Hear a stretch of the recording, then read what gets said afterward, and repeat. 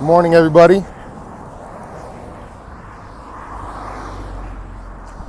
Figured I'd do what I did last week and take the opportunity to go live as I walk to the gym.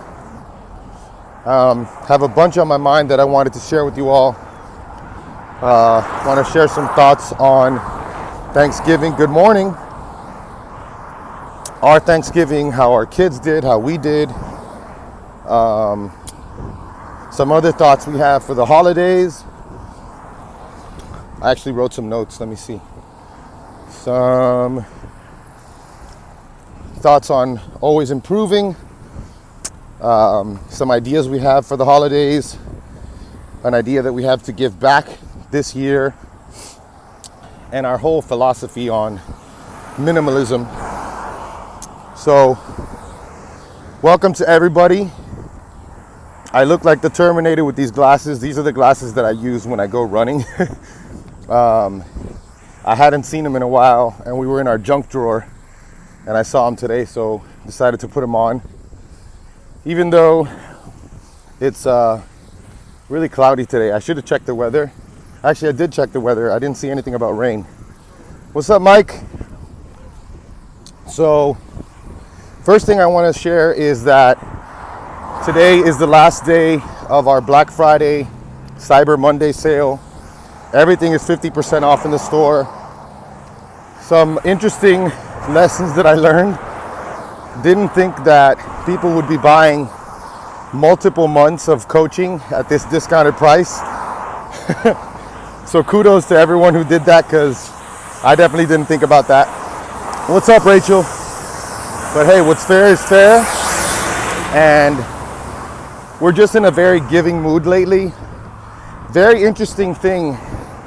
Maura's very, what's the word? Conscious, I guess. We're both like that. But she thought of something that I didn't really think about until she brought it up. And that is that the minute I quit my job in September, we, for some reason, were on the same wavelength, and we started to give more. We started to donate more money to all these causes that were going on.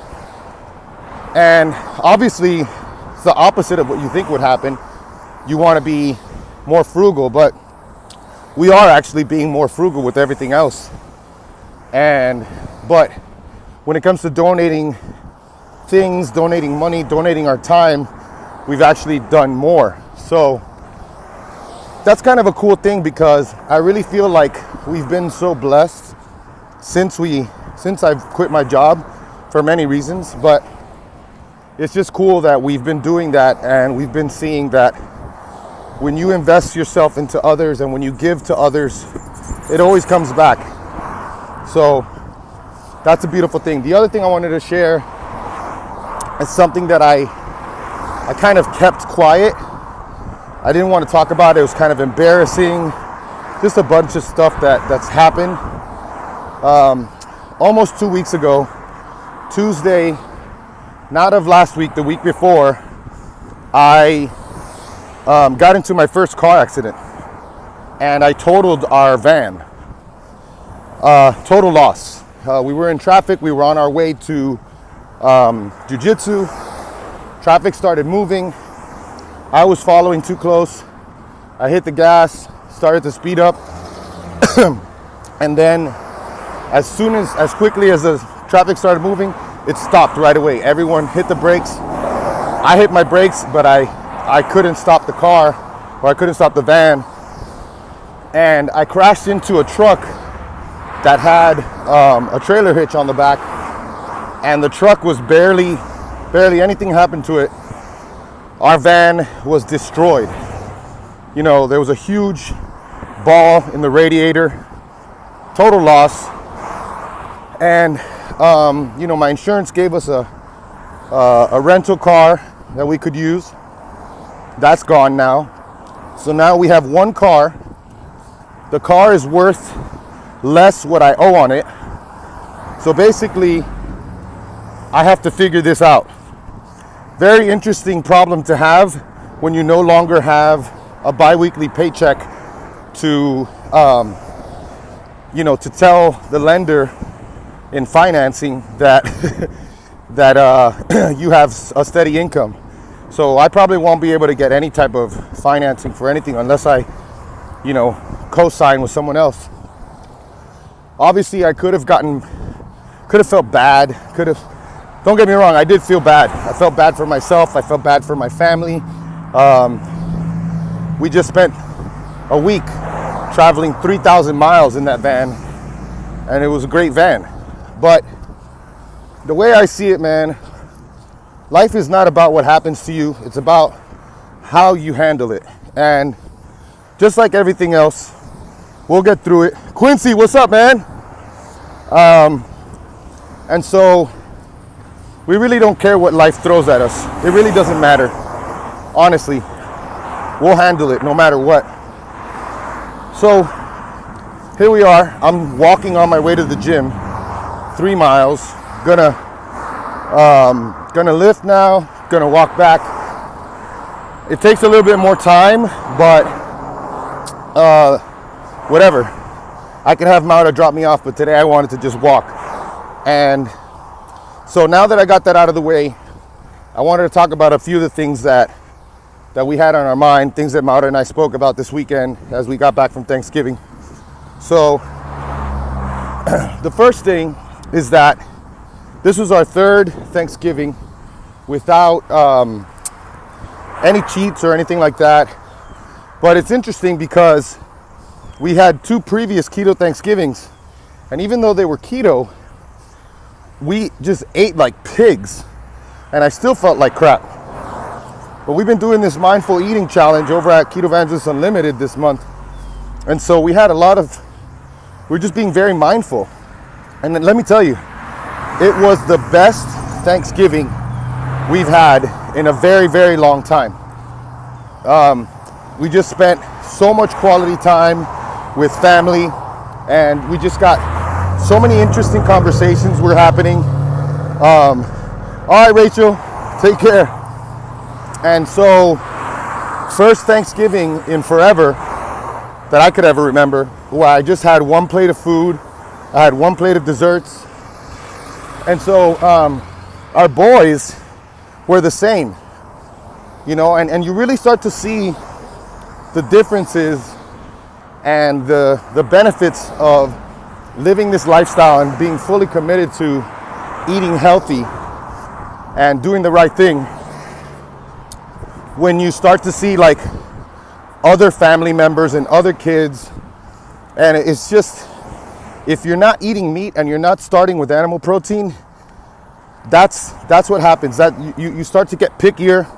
Kids don't want to eat meat after they've eaten all this other crap. So my boys, they were pounding the meat, They weren't even that interested in the dessert. And that's very rewarding for us because we know that we are preparing our boys for anything. We're preparing them for life, how to use restraint in different situations, how to eat right, how to govern themselves. I got a bunch of ice cream sent to us from Rebel Creamery. That was a very nice gesture from them. And we basically brought them down to Miami and shared them with our whole family. Our boys, I gave them the full pints, and they auto-regulated themselves. They basically stopped when they were full. They didn't eat the whole pint. They didn't even eat half the pint, at least not in a sitting. So that was a beautiful thing.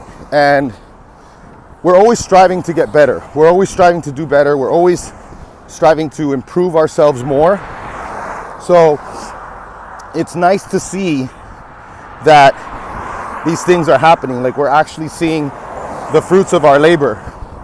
And the everyday things that we do, we're reminded of them every single day when we open up our Facebook and we see 7-year-old posts from when Desmond was a baby, where we were doing the right thing even back then. And so it doesn't happen magically, and it doesn't happen instantly. If you're trying to get your kids to eat right, this has to be a commitment at all times. And it's a delicate balance because, like we always say, the most important thing is giving them the autonomy to decide what to do. You know, the first thing we've always said is, it's your body. You do what you want with your body. You put what you want into your body. So it's really not that dark, so I can see better if I can look here. So, oh, by the way, shout out to Brandon Lilly, and I love this line from Branded Bills, "Work Don't Whine." So that's the first thing. Stay committed. Same thing with the whole holiday season. Check out our YouTube video on how to, thrive during the holiday season if you haven't. Let's see. I wrote notes. Always getting better. Here's another thing that we've done. It's amazing how resilient kids are. Kids, when you start to enact new policies in your house, like, we're going to be doing this, we're going to be doing that, you explain it to them, you have conversations with them about it, you ask them questions, you make sure they understand the why. It's amazing how quickly they get on board. When we decided that we weren't going to have electronics during the week, no TV, we were kind of scared. We thought that it would be harder. It really wasn't. It really wasn't not that hard. We had more quality time, we slept better, and we read more. So the same thing goes with the toys.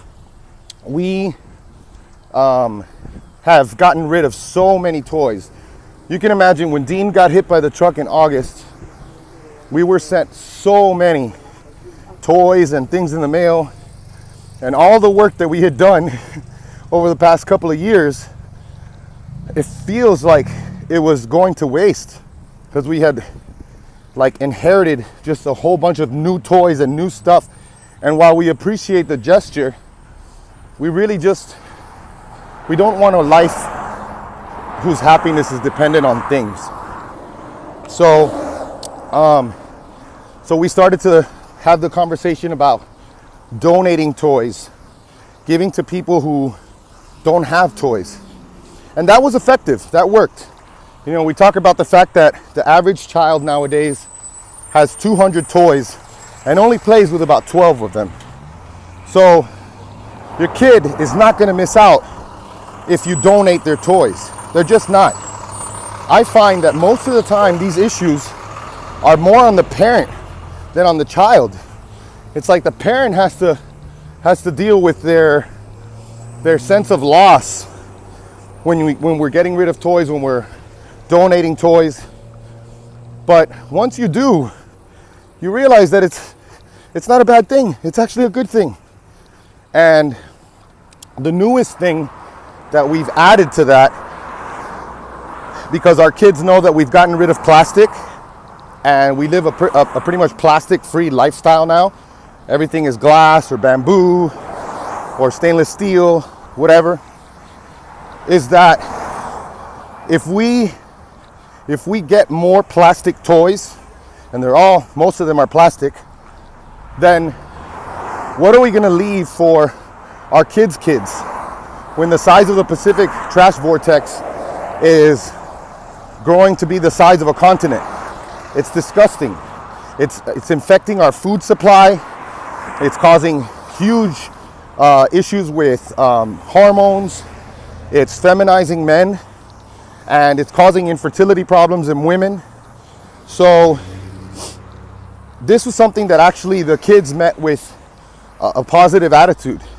They actually got it. They understood that,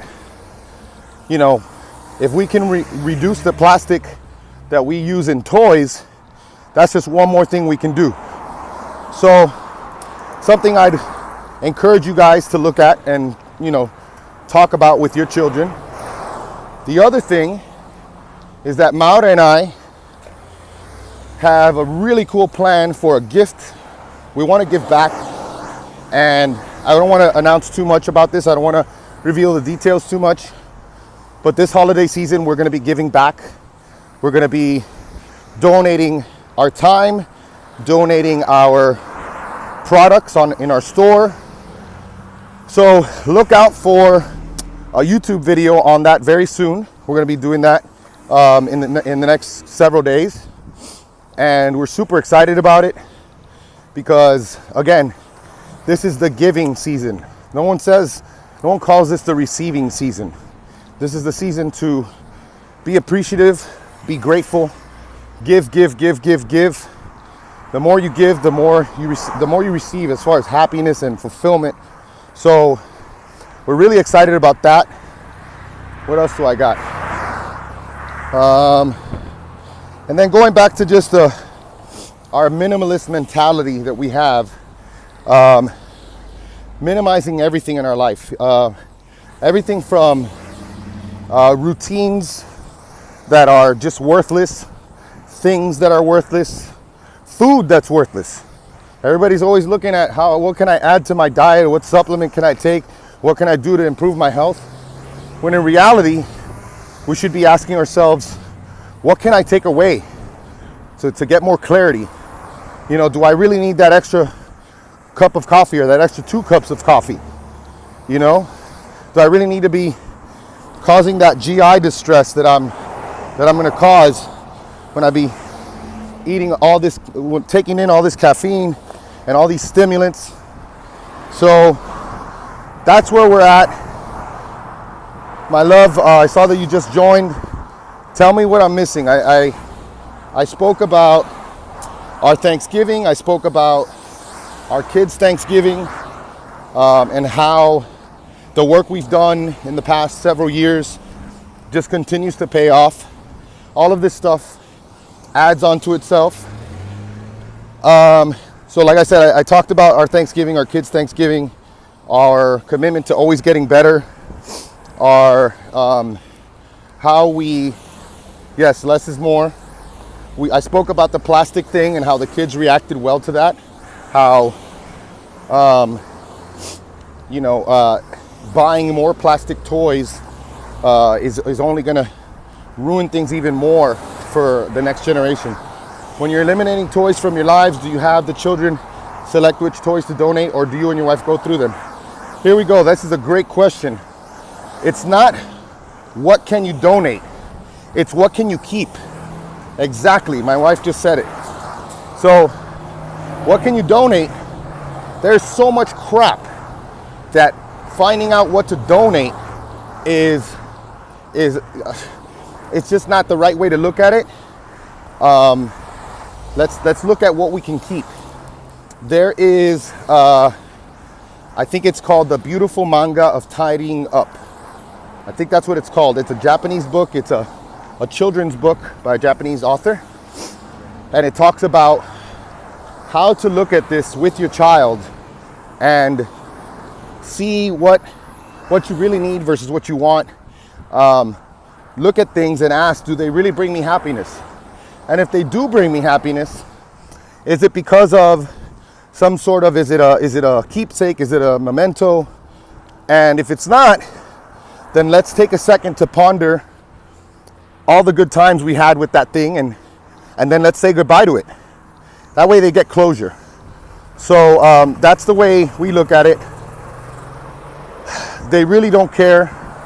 It's really true that I'm telling you guys, our kids, while they're beautiful boys and they're really good boys, they are not super boys. They're not superhumans. They're the same as any other child. Their initial instinct a lot of the time is to think about themselves, and that's okay.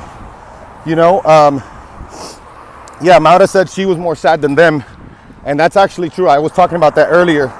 When it comes to removing the stuff in your life, usually it's the parents that need to adjust their attitude and get over it. The kids do great. So we're gonna actually, in that video that I spoke about, that I hinted at, where we're gonna talk about what we're gonna do this year, this holiday season, which we're super excited about, we'll be giving some ideas that you can share with your family who has this obsession with showing their love through buying your kids and you things. And you know, it's our job to let our loved ones know that that's not what we want. That's not where we find happiness. So we'll share a bunch of this information because this is really interesting to us, and we talk about it all the time. It's one of the reasons why I love my wife so much, because this is what we're always thinking about and doing. And I know maybe we sound crazy or we look crazy. I know my parents are always telling me that. But once they realize that this is the truth, that we are authentically saying that we do not want things, and it's not just for our kids, it's for us, they get on board and they get excited about it. When you start to give them ideas, so-and-so gave you this, so-and-so gave you that. What happens when your child sees their grandparents, once every couple of months, and every time they see them, they're bringing them a toy or they're bringing them a thing? Do you really think that your child is going to be excited to see their grandparent, or are they just going to be waiting for the next toy? So your parent comes into the house with a bag of gifts or a special trinket or something. The kid goes, and now it's like Pavlov's dog. Where's my toy? Where's my toy? Even if they don't say it, that's what they're thinking. And once they get their toy, thank you, bye, and they go. They play with it for 5 minutes, they throw it in the pile, and that's done. And meanwhile, they're not spending any time with you. You're not getting to know them better. So again, it comes back to you as an adult getting over yourself. The kids walk in and say, yeah, exactly, this is what we're talking about. Yeah, you say that that's your mother, but that's all of us. Yeah, it's my parents. And to an extent, I understand it. The boys are always trying to save their money to buy things because we don't buy them anything. And I'll say that as a point of pride, that we don't buy our kids anything. Do we buy them good food? Do we buy them good experiences and things that they can share with us? Absolutely. The fact that I didn't get on a plane until I started visiting colleges when I was getting recruited in high school, and my son, my 7-year-old, has been to Austin twice, to New York, to Northern Georgia, to Ohio, to Arizona, and to all these states in between. That's such a beautiful thing, man. You can't even quantify that. The fact that he can talk about, oh yeah, that's where we were and that's where we did this. They don't remember the things. They really don't. Sometimes they do. If it's that one thing, like for me, when I got the He-Man castle, when I got Castle Grayskull, that was game over, man. I had He-Man, I had Skeletor, I had Man of Arms. That was like one thing because I didn't have a lot of toys growing up at all. My memory of toys was going to my cousin's house and playing with their toys, going to my friend's house and playing with their toys. Oh yeah, Cuba. How could I forget Cuba? So this is the recipe, in my opinion, for a fulfilled life. I want my kids to look back and be like, wow, thank you, mommy, thank you, papi.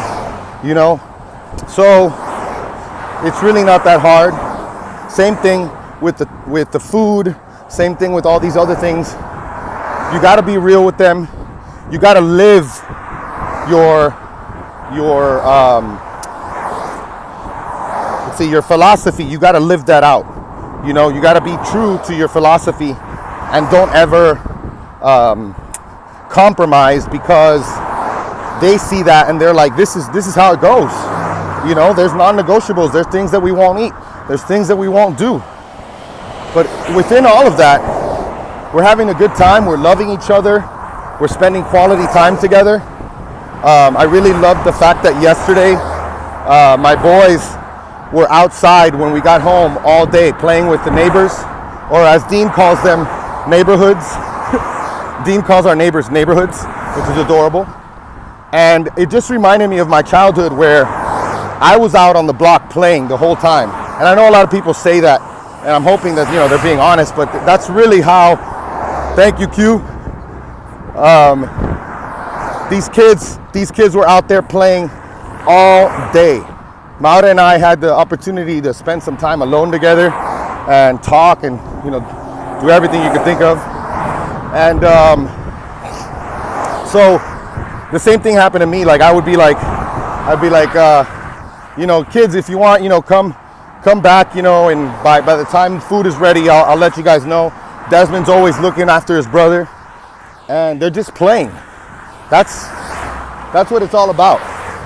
So on your blood work, have you ever had testosterone levels checked? Yeah, absolutely, every single year. Always in the high 700s. What else? Anyways, that's what we're working on. Instead of doing a Monday little check-in IGTV, I figured I'd do a live.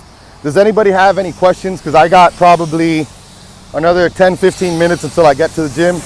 Then I'm gonna cut this off. Just let me know. I find that this is a good way to pass this time. I'm trying to think of what else. Let's see. Obviously this Black Friday and Cyber Monday thing, it can get so out of hand. I definitely bought some stuff. I would strongly recommend not getting on TRT at 26 years old.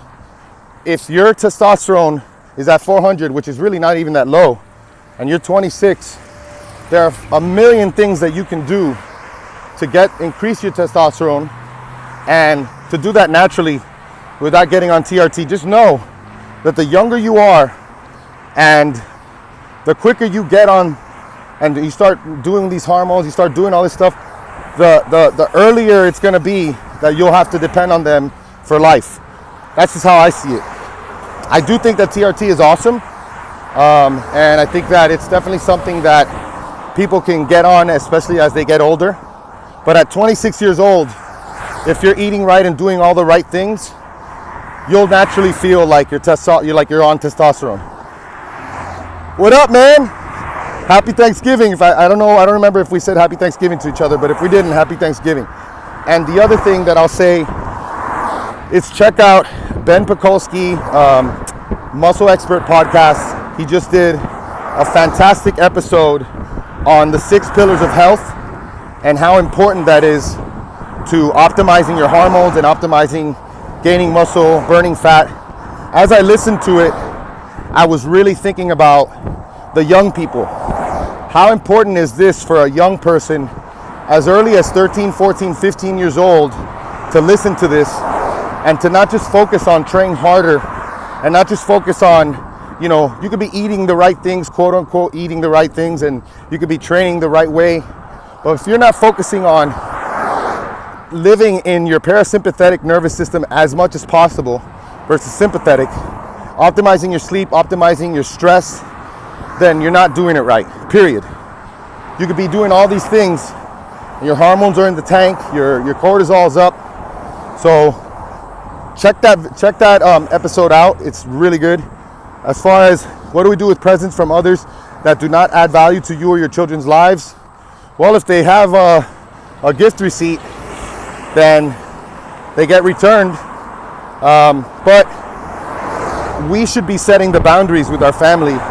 It's our responsibility to let them know that if they give us something and it goes against our wishes, we're just not going to use it. And I'm totally fine with that. Just like I'm totally fine with telling my family, if you try to feed my kids crap, you will not see my kids. With love. Don't scream at them. Don't go crazy. Don't get emotional. Just let them know that's the way it is. It's the same thing when we set boundaries with our kids.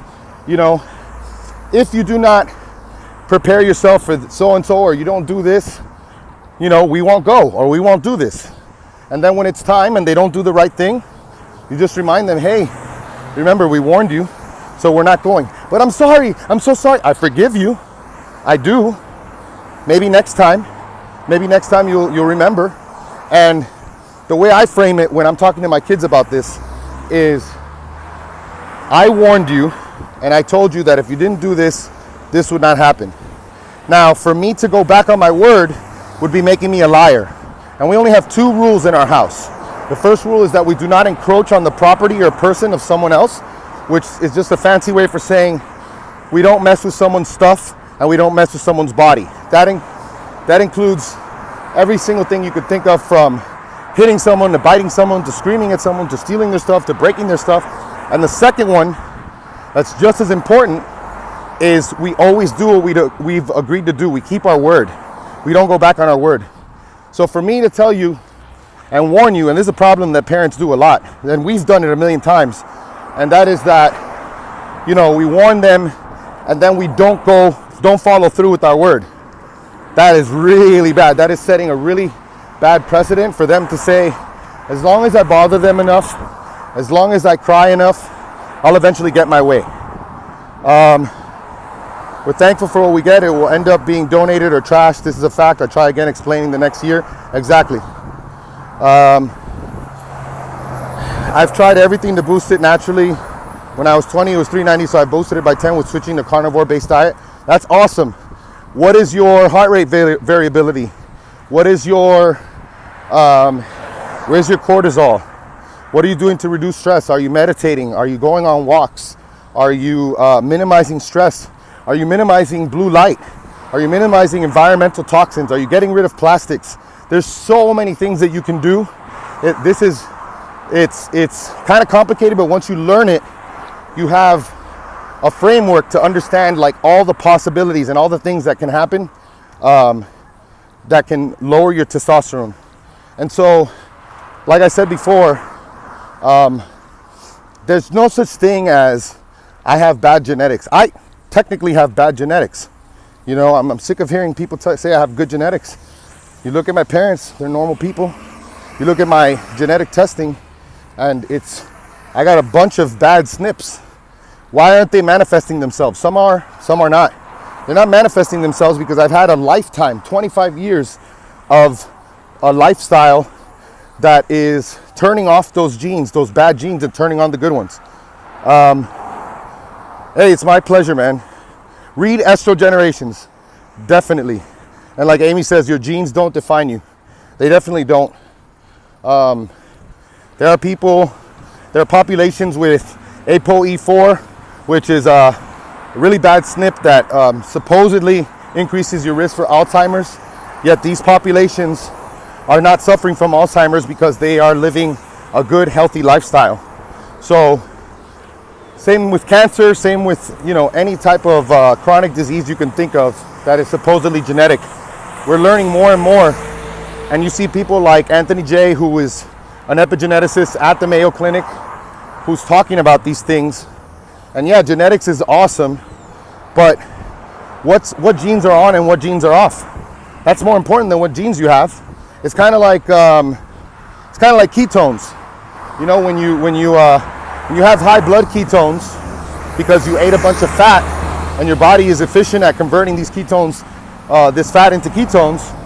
If you are not working out, and if you are not, your body is not put in demand to use or to need energy, you're gonna pee these ketones out. They're not gonna go into the cells. They're just not. You know, it's the same thing with your genetics. You can have bad genetics, but if you live the right way, you can minimize the effect of these genetics, and vice versa. So, good morning to everyone who's joining. Getting closer and closer. Yeah, I mean, and Amy, does he have, like, in his family, does anybody like down the line, older, are they suffering from Alzheimer's or dementia? You know, it's possible that they are, but oh yeah, see? So because of that, it's a good thing to know. Favorite shoulder exercise. I'm a huge fan of combining heavy weight with volume on shoulders. I will err on the, or I will, have a more of a preference on volume when it comes to shoulder, because it's a small muscle group. The smaller the muscle group, the more frequently you can train it, the more volume you can hit it with. Yes, it does get fatigued faster, but it recovers faster too. So I would be definitely working on volume. I would also try to see what type of acromion I have. Some people we have basically, if we break it down into type 1, type 2, type 3. If you have a type 3 acromion, which is your shoulder blade here, they call that a hooked acromion. Overhead pressing is going to be painful, and you're going to want to minimize that. So So yeah, that's what I would say. I'm actually going to be starting jujitsu this week. It's only going to be 1 or 2 days because I'm leaving on Wednesday, which I'm really excited because I'm leaving on Wednesday with Robert Sykes and with Brian Williamson. We're meeting up in Arkansas on Robert's uncle's farm. It's like, I think like 3,000 acres. He's got a little cabin. We will not eat unless we kill something or fish or catch a fish. So I'm super, super excited because from Thursday to Sunday, it's either going to be the longest extended fast I've done, or I'm going to find a way to kill something, field dress it, and eat it. So I'm super, super excited about that. And I don't even know why I brought that up. If you could train with Flex Lewis or, oh man, Kai Green or Flex Lewis. I don't know. I guess I would say Flex Lewis. I love Flex's physique. Kai is just a monster. But I guess I prefer Flex's physique. And I've just heard so many good things about Flex. One of my buddies, I won't say who it is, just in case this is not a story that is well known. But one of my buddies is from the same area as Flex. And when his mother died, he just shut himself off. Didn't want to train, didn't want to do anything. Flex was showing up at his house every morning, you know, saying, come on, let's go. Come on, we got to go. And that means a lot, man. When you're a human being and you're more than just a bunch of muscles, that means a lot. So that would be the one. I guess I'd rather train with Flex. I'm about to arrive, so I'm going to sign off. Who knows, maybe I'll go live again on the way back home. So I hope you guys have an amazing week. Get in on those Black Friday and Cyber Monday deals at fatfuel.family/shop. And you guys have an awesome week. Take care.